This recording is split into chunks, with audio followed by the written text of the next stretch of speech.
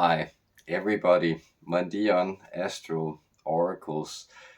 My name is Mads, and what I've been doing for the past 6 months of my life is I've been tending to this demented old lady down at a nursery home in this village, and that's been interesting. It essentially started out like partially I needed a job and a steady income for a while, but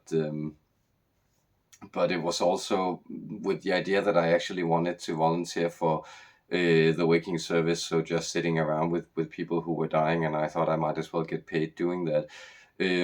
So I kind of figured that out and applied for this job, and then it kind of turned out that I got mostly day shifts over there at the nursery home with this lady who was very severely catatonically demented and had a stroke and a tracheotomy and things. So she was very much out there, and at the same time I was at a nursing home, so I also got to spend time with some of the other old timers over there. So that was like fairly interesting. Some of them are very sweet, and some of them take the piss out of you, and a lot of them. You also get to relate to in that exciting way where you get to experience what's going on with people as they finish and complete that cycle, because of course people who live in the nursing facility are people who can take care of them themselves, so a lot of them will have um, sort of passing or fleeting episodes where it's obvious that they're someplace else in their mind, or caught up with something that's kind of hard to grasp from the outside. But there it also becomes very, very evident that there is this kind of shining of the energy body through the physical and through the mental, because those things have started to disengage from the incarnation. And so the energy body is kind of shining through it. It becomes kind of very clear also what kind of people you're dealing with, and what kind of people they have become from living the many decades they have before they got to where they're at. And some of them can be incredibly sweet, and they often have that kind of senior citizen inclination to share anecdotes, stories, things that have been important to them from their lives. And in that sense, it's very interesting to also appreciate how some do it from like this place of surplus where it actually feels like very warming. It's very interesting, and some do it from kind of this hungry and offended place, and so that the same impulse can express itself in very different ways. And it is of course like super sweet, when an old lady just puts her hand on your shoulder and then goes, Excuse me, could you tell me where I'm at right now?" And then, yes, you're right here at the nursing home in this village, and it's perfectly all right, everything is fine. Oh, how lovely. And then everything really is fine. So that can be very beautiful.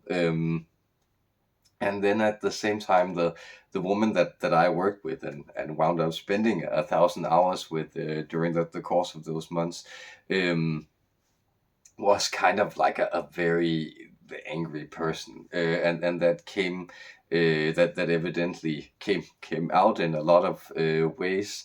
Now that she was in the position where there was absolutely no filter of her expressions, and it was kind of strange, because children would kind of recoil in horror if they saw her, if you were out walking with her in the streets, and it was in that sense where you can kind of experience where children also see a lot more of the energetic reality, and that's off-putting to them, and that was fairly off-putting to me also. So I've kind of had to learn to also balance where do the layers of compassion go, because again I think there are these layers of our incarnation, and it can be very helpful to then figure out where do we actually kind of put a care and concern with the person that we're facing. Because like being there the first times, I would go home and have a splitting headache, or really feel like I'd taken on a lot of negative energy. And that was also, trying to satisfy her psychological needs, and she would kind of constantly produce that there would be something new, arbitrary, that would upset her too. And it would be the degree that, a window that was closed, you'd think that was open, and she'd get very upset about that, or something. So I kind of figured out that I'd be compassionate with her physical needs, and she needed to be fed and warm and clean and all that stuff. And also be compassionate with her spiritual situation, like the fact that she is, of course, a soul that's there having an experience, and that the panicky situation is some kind of realization that, like, she's probably intuiting that she's dying and can't make that transition, and that is somehow something that calls for understanding, holding space, some kind of care and concern, and at the same time, like, that psychological level where people go absolutely where she would go absolutely haywire. I think, like, it really taught me then that I don't like whatever she's producing there. I can't really take seriously or begin to feed with energy. And often it would be like she'd look just to have some kind of argument or get upset with something, because that would mean that you'd engage her, or she'd constantly be making some kind of sound, because that would, engage people's attention, and then you direct it over to her. So there was kind of a lot of also being like, okay, once your physical needs are taken care of and you are like in a safe situation, what's actually needed here is that your psychological system isn't allowed to go haywire, because what it's actually doing, the energy body being intact but the other bodies not functioning, is that it's simply just trying to draw out energy from other life systems around it, so it can keep up that kind of, very unpleasant existence that she actually experienced. And and I think that is it. It fundamentally says something about how hard it is for this culture, and probably a lot of other similar ones, to deal with death. Like, we really try to sanitize death and put it away, and don't really know what to do with it. And people would simply, like, that they stopped coming to visit her. Like, it was very obvious that it made people incredibly uncomfortable to be around her, and probably also, the energetic realities of her being a fairly unpleasant person was also that, like, her life had been spent fairly unpleasant, selfish people. And so, I spent, I think, from the 21st to the 28th December with her over Christmas, where none of her family visited her, neither her son or her husband or anything. So that also kind of speaks to the fact that, we have a cultural issue with the fact that we have lost the disciplines and traditions that train the human system into transitioning from lifetime, and from these passages, fundamental passages of from life to death. And that's super problematic, and that's kind of why she's clinging on to it. And that's, of course, also why the healthcare system has produced a situation where it's able to keep her alive physically, but then, it's essentially just placing her in a corner and waiting her to die from something else, while it pays people full time to keep her alive and breathing, which is a weird kind of sadism. And of course, again, with the compassion that she's a human being, and like, her soul needs to decide to check out of here itself. and at the same time, of course, doing that to an animal that was really suffering, that had lost all movability, joy of life, those things would be kind of like mistreatment of other living things and neglecting your responsibility.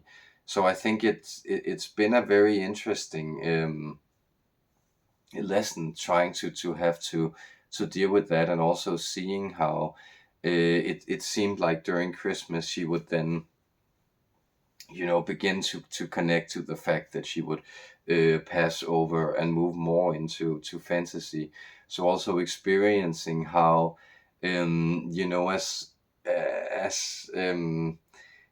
she becomes more and more disengaged from the manifest experience of her life, you can say that you can kind of observe and see that it's not only kind of spatial distortions, but it also becomes a lot of temporal distortions. So she'd experience being back in her childhood with her parents and her sister a lot, for instance, became a theme. And I think that's, when you can observe that people have no training in dying, no like art or religion, or like these disciplines that kind of prepare us to move into those higher states of surrender, then that seems to be where the mind will move, is just, oh, my parents and ancestors, right? Somebody will sort of come in from that space that's getting more and more universalized, and then pick her away. And I kind of sensed that Christmas night, that some of her ancestors were there, and getting ready to prepare her. So in that way, it's been very interesting, but I've also been kind of happy to get out of there. It's of course also kind of not the most energetic of places, a nursing home, but I think like this understanding of the bodies might be something that might be, benefit people in kind of dealing with the transitions of their loved ones, and how to relate to that. And I also grew a little tired, or became slightly annoyed with the platitude that people would state that, oh, it's like a cycle, and then you turn into a child again, and all your needs must be met. And that's of course true, that some of the outer manifestations, that you can no longer feed yourself or keep continent or something, that's those are of course similarities. But if you water um, a withering seasonal plant, it won't get any better, because it's time, and it's all already been in bloom, and put forward seeds, and continued itself in that form. And that's of course very different from how we relate to the elderly and children. Because notice again that when you feed energy to the energy body of children, and that kind of sense where they can be really demanding, you are of course putting that energy into something where it kind of multiplies and transforms and turns into like the marvelous manifestation of a human being, which the child will become, right? So in that sense, it's definitely not just trying to keep something alive that's already passing. And I think again, like this level, because that with children, we probably, of course, also need to be compassionate with their spiritual state, and with their in many ways delicate psychological state. But often, with their physical states and their impulses, we kind of have to be a little like determined, commanding with them, because of course it's like, yeah, you need to wear this, but otherwise you'll be cold, or no, you can't be there because you get hurt, or like there's a lot of stuff where we kind of also know that with children we kind of need to ignore some of their immediate impulses in order to serve that wider trajectory of where they're going. And that is true also with people who are passing, people who are dying. But those are other levels that we need to be compassionate with. And it's been very affirming for me to kind of experience that, working with all this stuff, for like reading all the classics of literature, or trying to understand the deep mysteries of religion, is something that of course then also prepares you for understanding what's going on here, and accepting it, and seeing the beauty of it. But at the same time, it of course can also seem from the perspective where you are very attached to this incarnation and life, as if religious people can seem kind of callous, if not almost psychopathic, because it's just, yeah, come off it, right? Like, you had your time in the sun, and you grew and flowered, and now you must pass, and what on earth is wrong with that? Wouldn't it be far worse if you had to hang around indeterminately? So it's all good. And that is of course both a gift, but also something that can seem almost merciless to the ego, who feels itself dying. And if you are identified with that as your entire realm, then of course death is a catastrophe, right? Because it destroys everything you've ever known. So those were some observations on that. And I think I've actually done past videos on transitioning, helping with that. I can try to link to some of them, some angelic videos. So I think I'll just keep it to the talk. But partially, I wanted to. It's been a while since um I did these videos, and I kind of feel like I've also been in a situation where I've been forced to partially see a lot of things inside myself that I wasn't aware of, like manifesting on the outside, and learning the lessons from there. Is it's the usual awakening business, right? But also I've kind of been forced to take a break from this entire channeling practice. It's kind of been in the back of my head, oh, I wanted to keep it up and keep doing it, and then just also the last month, where I mostly just been piecing myself together, and doing a lot of different therapeutic stuff. Um, like, it's become evident that there are these often places, transformational spaces, the liminal spaces, where you are somehow forced to step away from something, and it'll keep doing that until you let go, and then often you can open your hands, and then see that things are actually still there, growing out of them. So with that, thank you for being out there. Sending you much love.